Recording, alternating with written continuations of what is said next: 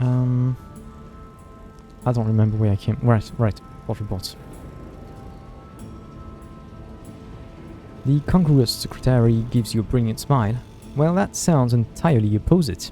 Take a seat, dear. She writes a note and inserts it into a pressurized delivery tube by her desk. That is so cool. Delivery tubes. Damn.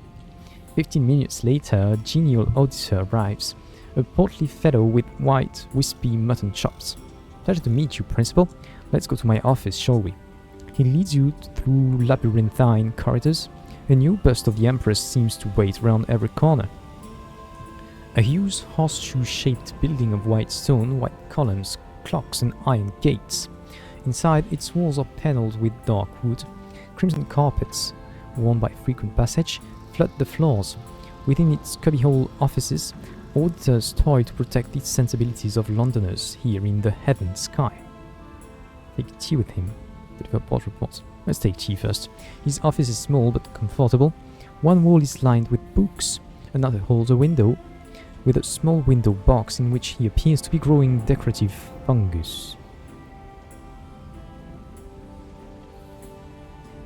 Decorative fungus. He's kinda my kinda guy. Okay. His office is spooky. Its walls lined with lettered books. The clockwork sun glows in the window, rose gold in the smoke. His window box holds a spray of decorative fungus. A spray of it? His window box... Okay. Spray must have different meanings. It's not just the gas-producing spray. Okay.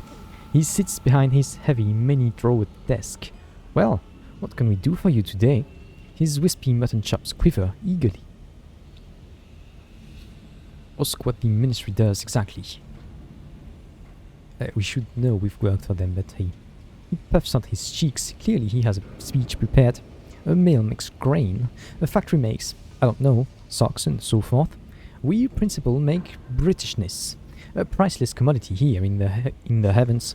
It must be cradled, nurtured and nourished. Without it, we would lose ourselves. He looks out of his window unsettled. We are very small, do you see? And the sky is so very big. And who determines what constitutes Britishness? Why, we do. In consultation with the most impeccable sources, he indicates the beautiful books on his shelves with a smile. Spencer, Tennyson, Blake. Paine, you ask. Hardy, Mary Prince? No, he frowns. No, not them.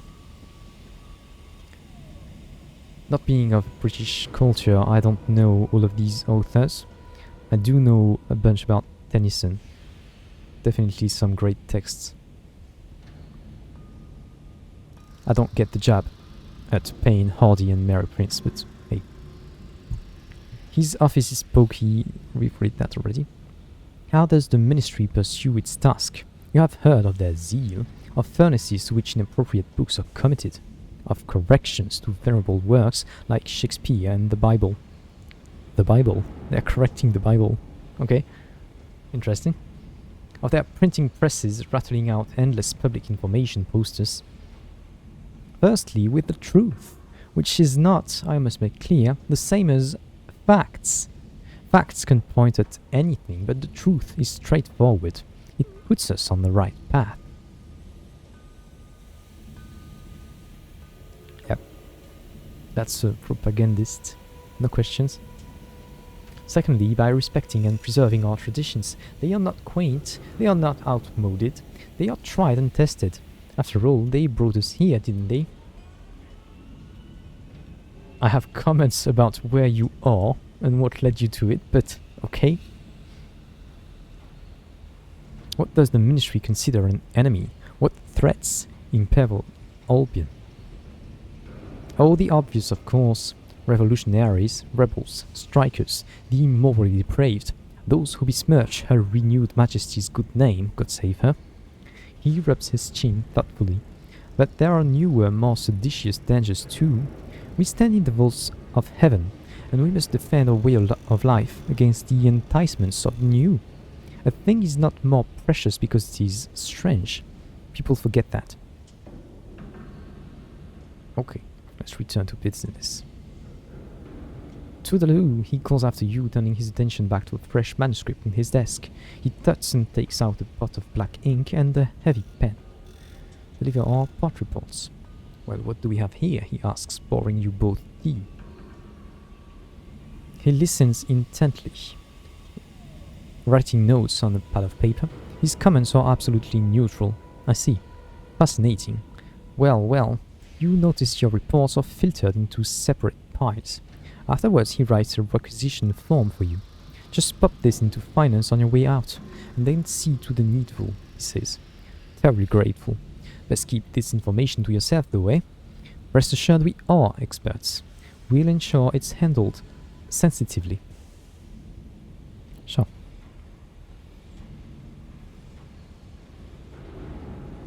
Reduce unwanted attention.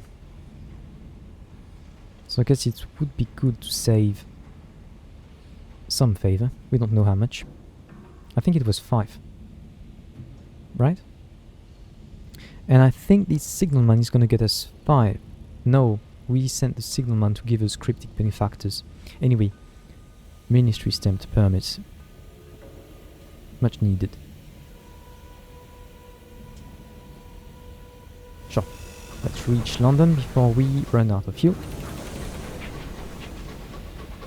I guess we are in London. Let's reach St. Dominic Station.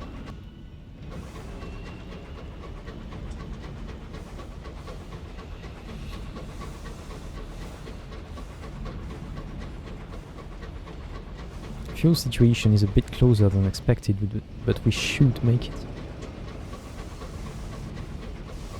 Right.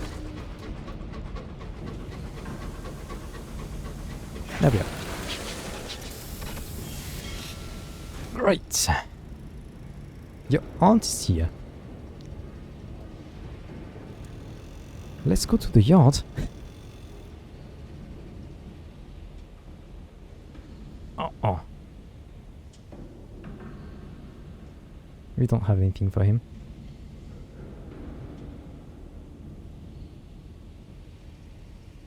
Anything new here? No. Let's go to the shops, right? The Avid Horizon requires 3 ministry-approved literature. How much do we have?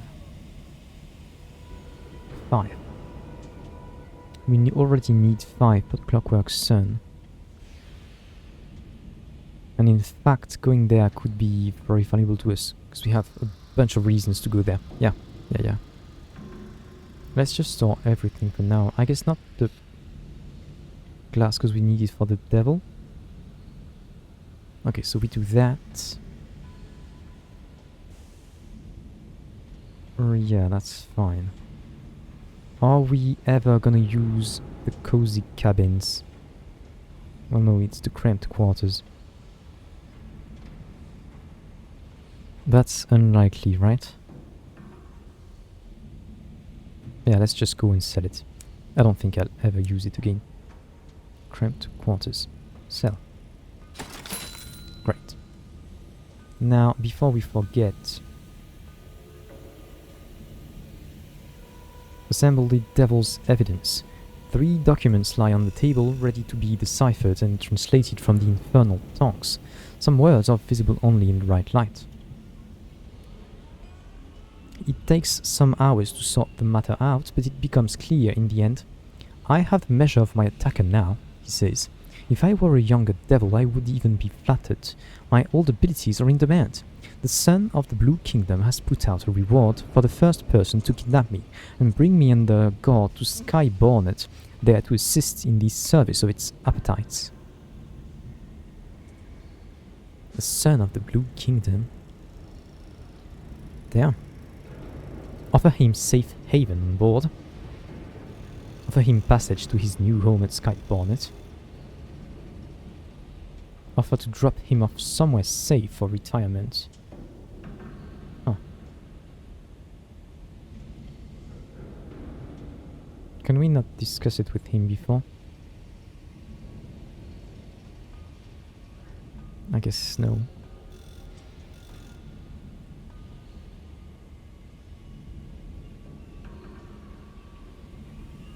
What were his stats again? Iron Veil, so we do like him.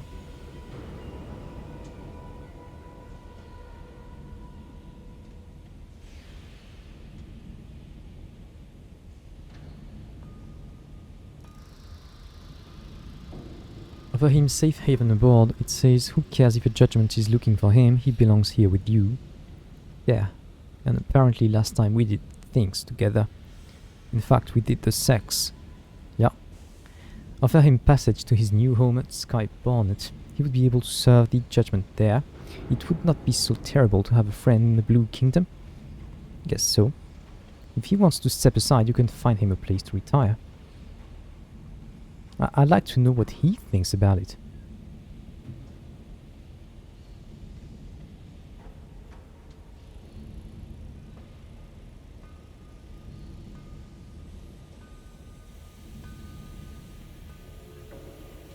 I guess let's go with that option, but... And now perhaps it is time. Right. He has tried everything but rebelling against the judgments directly. And now perhaps it is time. Now of all times, perhaps it is possible to take action and have some hope of winning.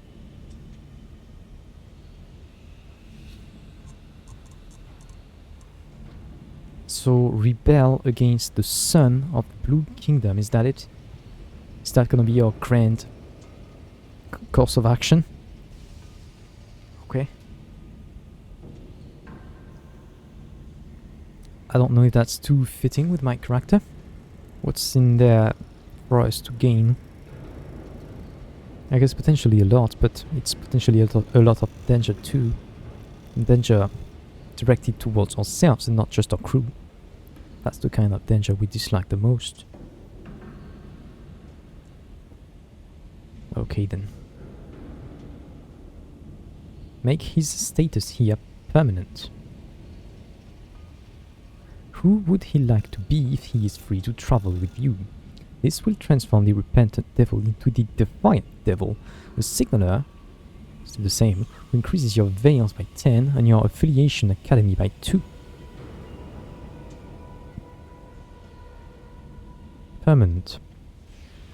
Does that mean he could not do his secondment again? What was the secondment already? I'd like to improve the lives of the workers at the Home Office on the Avid Horizon. Will generate new prospects at the Avid Horizon.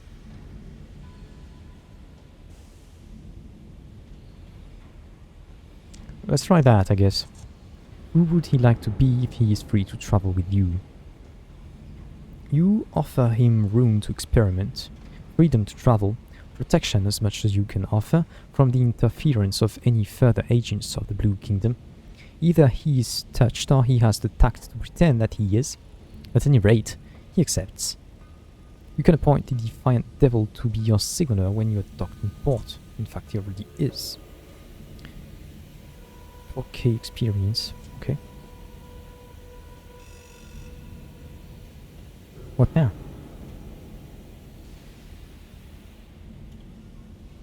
He looks... No, that's the same. Okay, so same options. Is it the same secondment? Yeah. Okay. So we just effectively upgraded him. Now, we would have had something else had we chosen another path. If we did not ask him, well, encourage him to rebel against the judgments, then he wouldn't be a Defiant Devil, and I guess the stats he gives could be different. Okay then.